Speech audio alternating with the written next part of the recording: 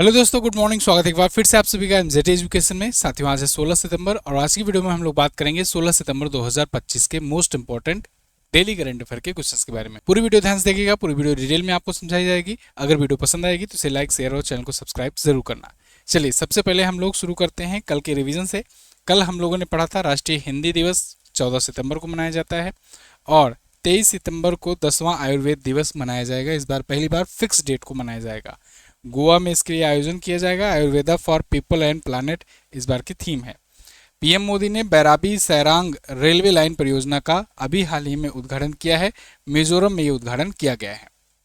भारतीय नौसेना ने टाटा द्वारा बनाए गए एयर सर्विलांस सिस्टम, जिसका नाम है लांजा N3D सिस्टम, इसको रडार सिस्टम को नेवी के लिए बनाया हुआ है। और अल्बानिया ने भ्रष्टाचार से लड़ने के लिए डिएला नाम की दुनिया की पहली एआई मिनिस्टर नियुक्त किया है। जनजातीय कार्य मंत्रालय के द्वारा आदि Sanskrit digital learning platform launch किया गया। रक्षा मंत्री राजनाथ सिंह जी ने समुद्र प्रदक्षिणा का वर्चुअल शुभारंभ किया है मुंबई में गेटवे ऑफ इंडिया पर। और चेन्नई में भारत में 5वां तटरक्षक वैश्विक शिखर सम्मेलन होगा। ये आयोजन 2027 में होगा। और विश्व मुक्केबाजी चैंपियनशिप में जैस्मीन लंबोरिया ने गोल्ड मेडल जीता है। इसके अलावा मीनाक्षी ने भी जीता है गोल्ड मेडल। इंग्लैंड में हो रहा है। 4 बार के मुख्यमंत्री रह चुके मेघालय के डीडी लापांग, इनका निधन हो गया है। ये टॉप 10 करंट अफेयर के क्वेश्चंस थे कल की वीडियो से, जिनका आपने किया रिवीजन। इसकी क्विज और पीडीएफ आप प्राप्त कर लिए होंगे एमजेटी ऐप से। नहीं प्राप्त किए हो तो जाकर एमजेटी ऐप से ले लेना। डेली, वीकली, मंथली सबकी पीडीएफ आपको यहाँ पर मिल जाएगी और सबकी क्विज भी आपको मिल जाएगी। वैसे पीडीएफ आपको टेलीग्राम पर भी मिल जाती है, तो टेलीग्राम से भी आप पीडीएफ डाउनलोड कर लिया करो। ठीक है, चलिए, मैंने आपसे कहा था कि ग्रुप डी की साइंस की क्लास चलाई जाएगी। आप लोगों ने बढ़िया सपोर्ट भी दिखाया, आप लोग इच्छुक भी हैं, अच्छा लगा जानकर। तो ये जो आरआरबी ग्रुप डी का जो साइंस का क्लास होगा, ये आपका आज से शुरू हो सकता है और या फिर हो सकता है कल से शुरू करें, लेकिन इसको मैं सुबह के टाइम रखना चाहता हूँ 11 बजे के आसपास में। अगर 11 बजे के आसपास में शुरू हो जाता है तो फिर मतलब दिन भर में आप कभी भी देख सकते हो, है ना। कोई जरूरी नहीं है लाइव आओ, लेकिन लाइव आओगे तो थोड़ा अच्छा रहेगा, आप लोग क्वेश्चन आंसर भी करते रहोगे। और ये पीपीटी मोड में रहेगा, डिजिटल बोर्ड मोड में नहीं रहेगा, तो जिससे आप पूरा लय बना करके रखेंगे। और छोटी ही क्लास रखेंगे हम लोग, लेकिन अच्छे से हम लोग डिटेल एक्सप्लेनेशन के साथ पढ़ेंगे अच्छे तरीके से, जिससे आपका साइंस पूरा कॉन्सेप्ट वाइज पूरा तैयार होता चले। ठीक है, तो ग्रुप डी के लिए शुरू किया जाना है। टाइमिंग आज बता दी जाएगी। 11 AM पर कितने लोग सहमत हैं कमेंट करके बताइए। ये क्लास दिन में ही हो सकती है, ठीक है ना, क्योंकि शाम के टाइम जो है वो ट्रेंडिंग बनेगा और वो मेन चैनल पर होगा। ये वाला दूसरे चैनल पर होगा, एमजेटी SSC एंड रेलवे पर। तो अगर आपने अभी तक ये वाला चैनल नहीं सब्सक्राइब किया है तो इसको तो सब्सक्राइब कर लो जल्दी से सर्च करके। हाल ही में 15 सितंबर को निम्न में से कौन सा दिवस मनाया गया? तो आज का पहला क्वेश्चन है, 15 सितंबर को 2 महत्वपूर्ण दिवस मनाए जाते हैं। एक तो राष्ट्रीय इंजीनियर्स दिवस, दूसरा अंतर्राष्ट्रीय लोकतंत्र दिवस। तो दोनों ही आपका ऑप्शन सही हो जाएगा, सी ऑप्शन। उपरोक्त तो दोनों एक एक करके समझते हैं साथियों। सर M विश्वेश्वरैया, मोक्ष गुंडकम विश्वेश्वरैया जी की याद में हम लोग इंजीनियर्स दिवस मनाते हैं। दक्षिण भारत में बहुत सारे बांध, बहुत सारे डैम बनाने का श्रेय इनको जाता है, तो इनकी जयंती पर हम लोग मनाते हैं इंजीनियर्स दिवस। ये दिवस देश भर के सभी इंजीनियर्स को डेडिकेटेड होता है, नेशनल इंजीनियर्स डे। तो कब से मनाया जाना शुरू हुआ है ये दिवस? ये दिवस 1968 से मनाया जाता है। अच्छा, सर मोक्ष गुंडकम विश्वेश्वरैया जी को 1955 में भारत रत्न भी मिला था, देश का सर्वोच्च नागरिक सम्मान। ये भी आप ध्यान रखेंगे। इस बार की थीम अगर बात की जाए तो थीम है deep tech engineering excellence driving India's techade. ठीक है, तो ये इंजीनियर्स दिवस हुआ। अब बात करते हैं डेमोक्रेसी डे की। इंटरनेशनल डेमोक्रेसी डे या अंतर्राष्ट्रीय लोकतंत्र दिवस, ये दुनिया भर में लोकतंत्र स्थापित करने या लोकतांत्रिक ढांचे को प्रेफर करने के लिए ये दिवस मनाया जाता है। आज भी बहुत सारे देशों में मोनार्की है, डेमोक्रेसी नहीं है, और बहुत सारे देश जो हैं मोनार्की को हटा करके रिसेंटली डेमोक्रेसी ज्वाइन किए, लेकिन वो ठीक से चल नहीं पा रहे हैं। तो वहाँ पर दोबारा से मोनार्की लाने की भी बातचीत की जा रही है। जैसे अभी आप अपना ही पड़ोसी देश देखो, नेपाल, वहाँ पर डेमोक्रेसी ठीक तरीके से चल नहीं पा रही है। पिछले 17-18 सालों में 13-14 प्रधानमंत्री वहाँ पर बदल चुके हैं, है ना। अभी रिसेंटली ही ये घटना हुई, उसके बाद KP शर्मा ओली इस्तीफा दिए। तो कहीं कहीं होता है कि ठीक है लोकतंत्र सही काम कर जाता है, कहीं कहीं नहीं चल पाता है। खैर, इस बार के डेमोक्रेसी डे की थीम है achieving gender equality action by action. ठीक है, तो ये थीम है 2008 से संयुक्त राष्ट्र महासभा के द्वारा अनाउंस किया गया, उसके बाद से मनाया जा रहा है। अब ये प्रमुख दिवस हैं, कल हम लोगों ने रिवीजन किया था, तो इसीलिए आज आगे बढ़ेंगे। जो लोग नए हैं वो लोग देख लें, स्क्रीनशॉट ले लें। अगला क्वेश्चन, हाल ही में जारी आईएमडी विश्व प्रतिभा सूचकांक में भारत किस स्थान पर है? ध्यान रहे यहाँ पर ये विश्व प्रतिभा सूचकांक है, वैश्विक प्रतिस्पर्धात्मकता सूचकांक नहीं है, दोनों ही अलग अलग है। ये वर्ल्ड टैलेंट रैंकिंग है और वो ग्लोबल कम्पिटिटिवनेस इंडेक्स होता है। तो ये वर्ल्ड टैलेंट रैंकिंग या वर्ल्ड टैलेंट इंडेक्स में भारत 63वें स्थान पर है। कुछ दिन पहले ही मैंने आपको ग्लोबल कम्पिटिटिवनेस इंडेक्स या कहें कि वैश्विक प्रतिस्पर्धात्मकता सूचकांक बताया था, जिसमें भारत 41वें पर था। ठीक है, तो यहाँ पर प्रतिभा सूचकांक की बात करें तो आईएमडी इसको जारी करता है। इसमें टॉप पर स्विट्जरलैंड है, सेकंड पर लग्जमबर्ग है, थर्ड पर है आइसलैंड और भारत की रैंक है 63वीं। भारत 63वें स्थान पर है। भारत की रैंक आपको याद रखना है, सबसे ज़्यादा यही पूछा जाता है। अच्छा, पिछले साल 9वें पर था हांगकांग, इस बार हांगकांग पहुंच गया है चौथे पर। हांगकांग की खास बात यह है कि ये एशिया में टॉप पर है। तो विश्व में टॉप पर स्विट्जरलैंड, एशिया में टॉप पर हांगकांग, भारत की रैंक 63वीं। ठीक है, तो ये है टैलेंट रैंकिंग। अब पिछले दिनों में जो रैंकिंग आई है उनका रिवीजन करेंगे। जैसे मैंने अभी आपको बताया, प्रतिस्पर्धात्मकता सूचकांक यानी कि कॉम्पिटिटिवनेस इंडेक्स, इसमें भारत 41वें पर है और ग्लोबल यूनिकॉर्न इंडेक्स में तीसरे पर, वैश्विक शांति सूचकांक में 115वें पर, सतत विकास लक्ष्य रैंकिंग में 99वें पर, आईईए रिपोर्ट में विद्युत उत्पादन में तीसरे पर, एनर्जी ट्रांजिशन इंडेक्स में 71वें पर, ग्लोबल जेंडर गैप इंडेक्स में 131वें पर, जलवायु परिवर्तन प्रदर्शन सूचकांक में 10वें पर और यूएनडीपी मानव विकास सूचकांक में 130वें पर। अच्छा साथियों, कल एनटीपीसी का अंडर ग्रेजुएट का आया आंसर की। तो आंसर की आने के बाद क्वेश्चन पेपर सामने आ जाता है, तो देखने को मिलता है हमको भी कि कैसे कैसे क्या क्या क्वेश्चन पूछा गया था। कल हमने देखा तो मतलब देखकर इतना शौक लगा, जो लोग भी रेगुलर लेते होंगे क्लास ना 100% क्वेश्चन अटेम्प्ट करके आए होंगे जीएस पोर्शन का, 100%। मैं आपको बताऊं कि करंट अफेयर तो कवर हो ही जाता है, इसी डेली करंट अफेयर से आपका स्टैटिक भी, इसके अलावा जो इकोनॉमी ज्योग्राफिकल जो क्वेश्चन होते हैं वो भी पूछ लिए जाते हैं, वो भी आपका कवर हो जाता है इसी डेली करंट अफेयर से। कल मैंने देखा तो उसमें पेरिस जलवायु समझौते से क्वेश्चन है, इसके अलावा राजस्थान से क्वेश्चन थे, इसे भौगोलिक दृष्टि से, जो मैं अक्सर बताया करता हूँ अपनी वीडियोज़ में। पेरिस जलवायु समझौता कितनी बार बताए हुए हैं आपको, 2015 में हुआ था, उसके बाद उससे बहुत सारे क्वेश्चन पूछे गए थे।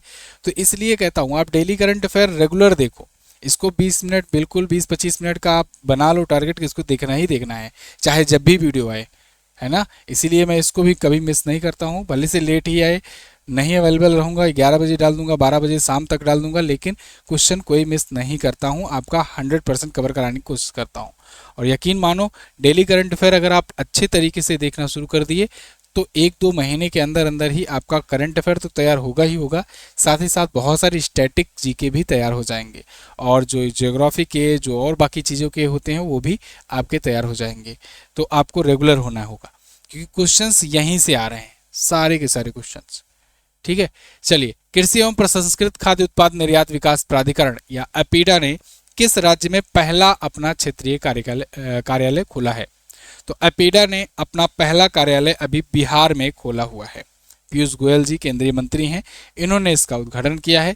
एपीडा का फुल फॉर्म यहीं पर लिखा है, इसको पढ़ लो, agriculture and processed food products export development authority, यह है एपीडा। तो एपीडा ने ओपन किया है अपना एग्री एक्सपोर्ट पोटेंशियल को बढ़ाने के लिए राज्य का, यानी कि बिहार का। तो केंद्रीय वाणिज्य और उद्योग मंत्री हैं पीयूष गोयल, इन्होंने इसका उद्घाटन किया है।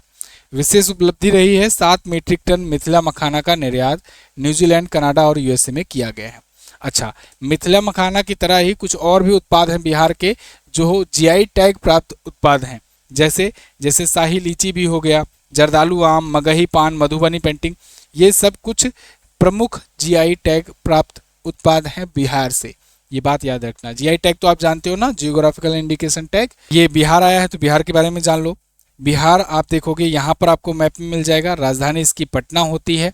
नीतीश कुमार जी, ये अभी चूंकि चुनाव आने वाला है तो किस पार्टी से कौन नेता है बिहार का, इसको आप याद रखना। तो ये जेडीयू पार्टी से हैं, जनता दल यूनाइटेड पार्टी से हैं, ठीक है। और आरिफ मोहम्मद खान यहाँ के गवर्नर हैं। गोगाबिल झील, सिमरी बख्तियारपुर झील, जगतपुर झील यहाँ पर प्रमुख झीलें हैं। वाल्मीकि नेशनल पार्क है, भीमबंधु अभ्यारण्य है, राजगीर अभ्यारण्य है, कैमूर अभ्यारण्य है। जाट जटिन डांस, झुमरी डांस प्रमुख डांस हैं। यहाँ पर जिले 38 हैं। विधानसभा की सीटें आपसे पूछी जाएंगी क्योंकि यहाँ पर विधानसभा चुनाव होने जा रहा है। तो 243 विधानसभा में सीटें हैं, 40 लोकसभा में यहाँ से जाती है और 16 सीट यहाँ से राज्यसभा में जाती है। बॉर्डर की बात करें तो बॉर्डर ये नेपाल से शेयर करता है, नीचे झारखंड से, उत्तर प्रदेश से और इधर पश्चिम बंगाल से शेयर करता है। अगला, 15 से 19 सितंबर 2025 तक भारत में कहां पर अंतर्राष्ट्रीय इलेक्ट्रोटेक्निकल आयोग की 89वीं जनरल मीटिंग का आयोजन किया गया। तो देखिए 15 सितंबर से लेकर 19 सितंबर तक चल रहा है, भारत में हो रहा है ये अंतर्राष्ट्रीय इलेक्ट्रोटेक्निकल आयोग की बैठक और ये आयोजित किया जा रहा है नई दिल्ली में। आप ये आर्टिकल देख पाओगे, India to host the IEC general meeting for the 4th time, चौथी बार है जब भारत इसकी मेजबानी कर रहा है। तो भारतीय मानक ब्यूरो यानी BIS द्वारा आयोजन किया जा रहा है, नई दिल्ली में किया जा रहा है। 100 देशों से अधिक देशों के 2000 से ज़्यादा प्रतिनिधि, वैश्विक विशेषज्ञ, ये सभी इसमें शामिल हो रहे हैं। इससे पहले 3 बार भारत ने कब आयोजित किया था, 1960 में सबसे पहले, फिर 1997 में, फिर 2013 में और अब जाकर के 2025 में भारत को मौका मिला है। अब तक की भारत की सबसे बड़ी इलेक्ट्रोटेक्निकल प्रदर्शनी होने जा रही है। अगला क्वेश्चन देखते हैं, da Vinci robotic surgical system पर प्रशिक्षण देने वाला भारत का पहला सरकारी मेडिकल कॉलेज कौन बना। तो da Vinci robotic surgical system पर ट्रेनिंग देने वाला भारत का पहला सरकारी मेडिकल कॉलेज बन गया है एम्स दिल्ली। एम्स दिल्ली यानी all India institute of management and medical sciences, AIIMS Delhi, ये बन गया है पहला ऐसा भारत का मेडिकल कॉलेज गवर्नमेंट वाला जो da Vinci robotic surgical system पर ट्रेनिंग देगा, ठीक है। इंस्टीट्यूट सर्जिकल ने इसको विकसित किया था, दुनिया का सबसे उन्नत मिनिमल इनोवेसिव सर्जरी होगी, ये छोटे चीरे वाली सर्जरी होती है और रोबोटिक तरीके से हो सके इसके लिए ट्रेनिंग देगा एम्स दिल्ली, ठीक है। इंडिया का सबसे बेस्ट मेडिकल इंस्टीट्यूट है ये। तो एम्स दिल्ली के निदेशक कौन है, डॉक्टर M श्रीनिवास, इनका भी नाम याद रखना, ठीक है। अगला, वर्ष 2025 में ड्रामा सीरीज में मुख्य अभिनेत्री के लिए एमी अवार्ड किसने जीता। एमी अवार्ड ये बहुत इंपॉर्टेंट अवार्ड होता है। जैसे भारत में बहुत सारे प्रकार के फिल्म पुरस्कार दिए जाते हैं, टीवी पुरस्कार दिए जाते हैं, ऐसे ही अमेरिका में 2 बड़े महत्वपूर्ण पुरस्कार दिए जाते हैं। सिनेमा के क्षेत्र के लिए एकेडमी अवार्ड, जिसे हम लोग नॉर्मली ऑस्कर अवार्ड कहते हैं, और टीवी के लिए जो टेलीविज़न होता है उसके लिए दिया जाता है एमी अवार्ड। तो याद रखना, एमी अवार्ड किसके लिए दिया जाता है, टेलीविज़न के लिए। टेलीविज़न में जैसे कोई एपिसोड शो आता है, कोई सीरीज आती है, ड्रामा सीरीज वगैरह, तो उन सब के लिए दिया जाता है। इसीलिए यहाँ बेस्ट ड्रामा सीरीज की कैटेगरी आपको दिखेगी, ठीक है। तो बेस्ट ड्रामा सीरीज में मुख्य अभिनेत्री ये अवार्ड पाई हुई हैं कौन, ब्रिट लोवर, ब्रिट लोवर ये आपको दिख रही हैं, और ये बनी है best actress in drama series Emmy award. अच्छा, बेस्ट एक्टर कौन बने हैं, तो ये स्टर्लिंग के ब्राउन बने हैं पैराडाइज के लिए, ठीक है। और ब्रिट लोवर जो बनी है ये सेवरेनेंस के लिए बनी है। ड्रामा सीरीज भी ये सेवरेंस ही चुनी गई है, कॉमेडी सीरीज द स्टूडियो चुनी गई है। तो केवल यही 4 याद रखना है, वैसे 4 का भी नहीं, मैं तो आपको ये 3 का ही कह रहा हूँ, यही 3 का याद रखिए तब भी बहुत है, ठीक है। तो याद रखना एमी अवार्ड ही। अच्छा, एक होता है ग्रैमी अवार्ड, मिलता जुलता नाम है, देखो एमी अवार्ड हो गया, एमी अवार्ड हो गया, एक ग्रैमी अवार्ड होता है और एक एकेडमी अवार्ड होता है। ये अमेरिका के अवार्ड हैं, याद रखना, सब USA के हैं। एकेडमी अवार्ड मैंने आपको बताया सिनेमा के लिए, ग्रैमी अवार्ड होता है ये म्यूजिक के लिए होता है, संगीत के क्षेत्र का सबसे बड़ा अवार्ड होता है, और ये एमी अवार्ड जो होता है ये टीवी के लिए होता है, ठीक है, टीवी के लिए होता है। अगला, चीन में हुए ISSF विश्व कप 2025 राइफल या पिस्टल इवेंट में भारत ने पदक तालिका में कौन से स्थान हासिल किया। तो भारत जो है पदक तालिका में रहा 5वें स्थान पर। शायद पहली बार ऐसा है मेरी नज़रों में जब ISSF विश्व कप में इतनी खराब पोजीशन आई है इंडिया की। वैसे Indian international shooting sport federation यानी ISSF में भारत अच्छा प्रदर्शन करता आया है। खैर, भारत ने केवल 2 ही मेडल जीते, एक गोल्ड और एक ब्रॉन्ज जीता। निंगबो चीन में आयोजन हुआ था 7 से 15 सितंबर तक, और इसमें भारत ने ईसा सिंह जो है महिलाओं की 10 मीटर एयर पिस्टल में गोल्ड जीता, और मेघना सज्जनगर ने महिलाओं की 10 मीटर एयर राइफल में ब्रॉन्ज मेडल जीता है। क्लियर। चीन 8 मेडल के साथ टोटल टॉप पर रहा। अगला देखते हैं, किस राज्य में प्रधानमंत्री ने विश्व का पहला बांस इथेनॉल संयंत्र खोला तो या कहीं इसका उद्घाटन किया?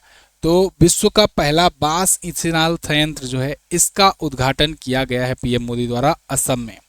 असम में बांस आप जानते हो बम्बू, ये दुनिया की सबसे लंबी घास कही जाती है। ये घास की श्रेणी में गिना जाता है। बांस एक घास है, ठीक है। तो दुनिया की सबसे लंबी घास कहते हैं बांस को। तो बांस का इथेनॉल संयंत्र यानी बांस से इथेनॉल बनाया जाएगा। इथेनॉल आप समझ रहे हो ना, इथेनॉल E20 वाला मामला भी आया था, E20 पेट्रोल को लेकर के कि भारत ने लक्ष्य हासिल कर लिया है 2030 वाला 2025 में ही। मैंने इस पर एक वीडियो भी बना करके दिया था कि एथेनॉल स्कैम एक नया ही टाइप का स्कैम की चर्चा हो रही है। तो वो एथेनॉल स्कैम क्या है इसको जानने के लिए आप सर्च कीजिएगा ethanol scam MJT education, video मैंने बना रखी है, उसको आप देखिएगा। उसमें बहुत सारी चीज़ें आई थी कि नितिन गडकरी के बेटे जो हैं उनको प्रॉफिट फ़ायदा पहुंचाने के लिए ये टारगेट और पहले अचीव किया। E20 का मतलब ये है कि आप अगर 100% तेल डलाने जाते हो, पेट्रोल डलाते हो, तो उसमें 20% तेल जो होगा, ऑयल होगा, वो आपका एथेनॉल रहेगा, 80% ही पेट्रोल रहेगा। तो ये दावा किया जाता रहा है। खैर उसके बारे में वीडियो में मैंने चर्चा की है, तो आप जाकर उसे देख लेंगे। यहाँ पर बात हो रही है कि बम्बू से एथेनॉल बनाया जाए। एथेनॉल कई तरीक़ों से बनाया जाता है, टूटे हुए चावल से, या जो पराली वगैरह होता है उससे, या खरपतवार से, या धान के बाद जो पुआल बचता है, इन सब चीज़ों से एथेनॉल बनाया जा सकता है। तो यही एथेनॉल अब आगे चल कर के पेट्रोल डीजल में ज़्यादा यूज़ हो रहा है और साथ साथ में E20 वगैरह में, तो इसलिए इसका संयंत्र स्थापित किया जा रहा है। तो ऐसे में बांस एथेनॉल संयंत्र स्थापित किया गया है जो कि दुनिया में पहली बार है और ये असम में स्थापित किया गया है 5000 करोड़ की लागत से। क्लियर। तो भारत ने ये लक्ष्य 2025 में ही प्राप्त कर लिया, जबकि लक्ष्य रखा था कितना 2030 का। ये भी बात याद रखना। ये असम आया है तो असम के बारे में जान लो। असम आपको यहाँ पर देखने को मिल जाएगा। राजधानी इसकी दिसपुर होती है, गुवाहाटी मत लगा देना। बहुत सारे लोगों को मैं देखता हूँ जो नए स्टूडेंट्स होते हैं वो असम की राजधानी गुवाहाटी लगा कर चले जाते हैं। नहीं भाई, असम की राजधानी दिसपुर होती है, ठीक है।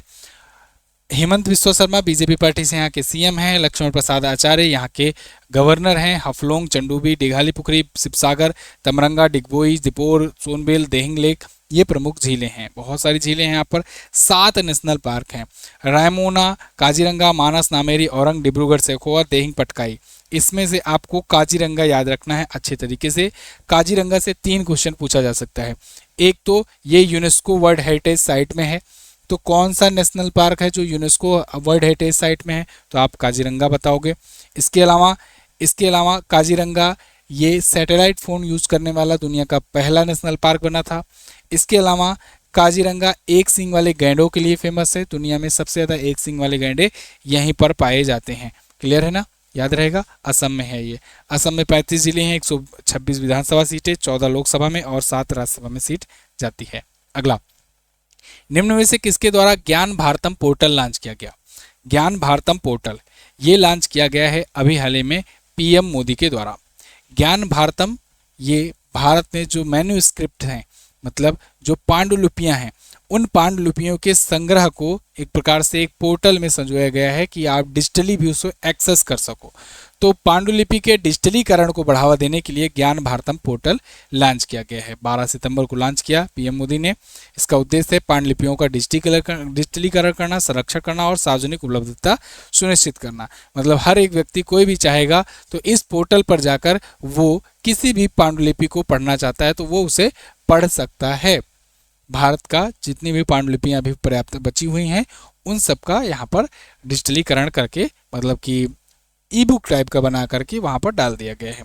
तो नई दिल्ली के विज्ञान भवन में अंतर्राष्ट्रीय सम्मेलन ज्ञान भारतम के दौरान ये लॉन्च किया गया है। इस सम्मेलन की थीम थी पांडुलिपि धरोहर के माध्यम से भारत की ज्ञान परंपरा पुनः प्राप्ति करना। अगला, ये कुछ और पोर्टल हैं जो पिछले दिनों में चर्चा में आए हैं, इसका रिवीजन करेंगे। जैसे मैंने कल आपको आदि संस्कृत बताया था, जनजातीय कार्य मंत्रालय ने लॉन्च किया। गिद्ध पोर्टल वी फाउंडेशन इंडिया और गुवाहाटी विश्वविद्यालय के प्राणी विज्ञान विभाग द्वारा लॉन्च किया गया। रेल वन ऐप रेल मंत्री ने लॉन्च किया था। GOI स्टैट्स ये सांख्यिकी मंत्रालय ने लॉन्च किया था। ECOR यात्रा ये ईस्ट कोस्ट रेलवे ने लॉन्च किया था।